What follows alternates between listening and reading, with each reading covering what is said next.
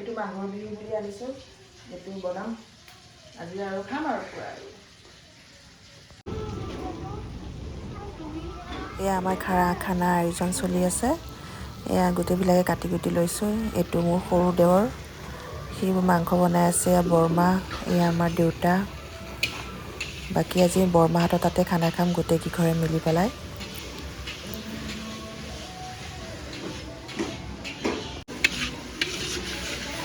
এয়া আমাৰ দেৱৰ নিতুলে গাহৰি বনাই আছে, গাহৰি ফ্ৰাই। আমাৰ আৰু খানা খোৱাৰ আগতে প্ৰথমতে গাহৰি ফ্ৰাই, ব্ৰইলাৰ ফ্ৰাই হৈ লয়। সেয়া খোৱাৰ পিছতে খানাৰ বাকী আয়োজনবিলাক কৰা আৰম্ভ হয় আৰু প্ৰথম